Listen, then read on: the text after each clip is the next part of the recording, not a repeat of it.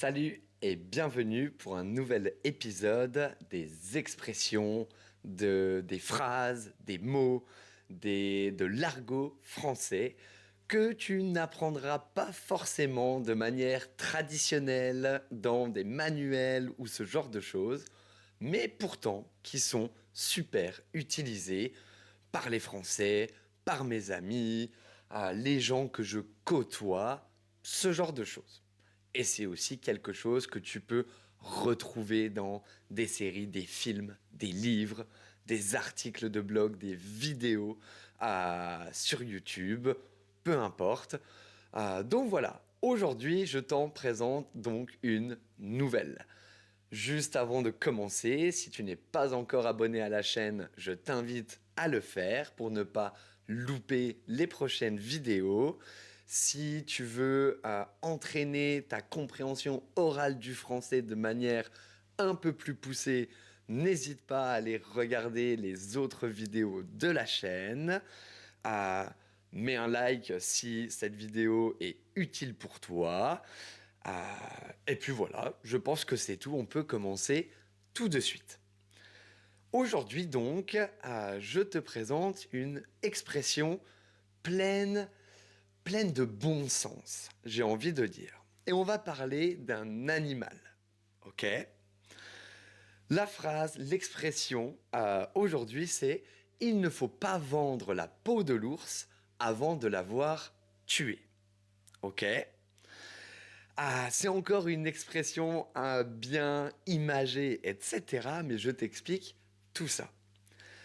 Déjà, je vais te parler de l'origine. L'origine de cette expression, elle est tirée d'une fable de La Fontaine, évidemment.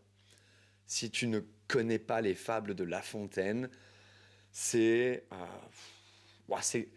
Regarde, jette un œil à La Fontaine, ok, j'ai pas envie d'expliquer ça pendant 10 minutes, c'est très intéressant et c'est quelque chose qu'on étudie beaucoup à l'école en France, ça fait partie vraiment de l'histoire, ok, de France. Donc dans la fable de La Fontaine, il y a deux amis qui rencontrent un marchand de peau d'ours. De peau d'ours, pardon. Et ils ont une idée, ils se disent, oh, on va aller lui vendre la peau d'un ours, ça rapporte beaucoup d'argent, etc. Problème, donc ils vont voir le marchand, ils commencent à discuter, à lui dire qu'ils ont une peau d'ours, etc. Problème, ils n'ont pas la peau d'ours, ils ne savent même pas où est l'ours, ils ne l'ont en fait jamais vu. Ok? Au moment-là, évidemment, l'ours apparaît, c'est le bazar, les deux amis partent en courant, etc. Je te laisse regarder la fable. Mais en fait, la morale, ici, c'est que, eh bien, ne vends pas la peau de l'ours avant de l'avoir tué. Ok? Ouais, c'est un peu ça. Donc ça, c'était l'origine. Ok? Maintenant, qu'est-ce que ça veut dire et comment on l'utilise? Ok? Aujourd'hui, on utilise cette expression pour dire ne fais pas de plan trop tôt. Ne te réjouis pas trop vite. Ne te réjouis pas avant d'être sûr à 100%.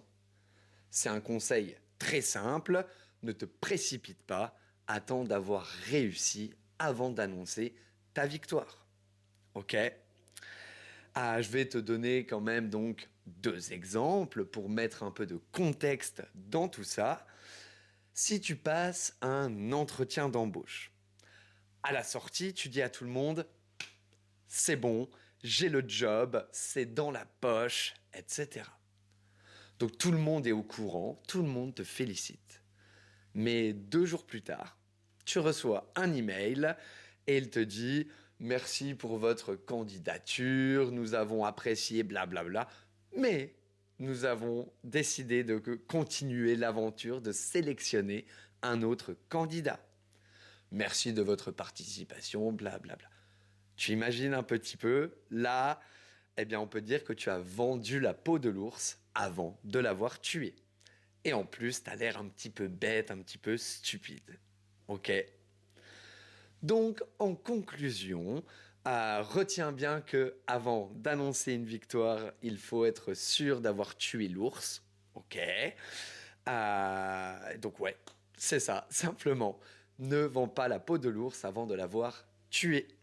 Je te mets dans les commentaires la traduction anglaise, ok, l'équivalent anglais pour encore un peu plus de contexte. Si tu as trouvé cette vidéo utile, mets un like. Mets-moi en commentaire si tu l'utilises, si tu la connais ou si c'est nouveau. Peut-être que toi aussi, dans ta langue maternelle, tu as un équivalent. N'hésite pas, c'est toujours intéressant. Merci beaucoup. Prends soin de toi, passe un bon week-end et à la prochaine. Ciao!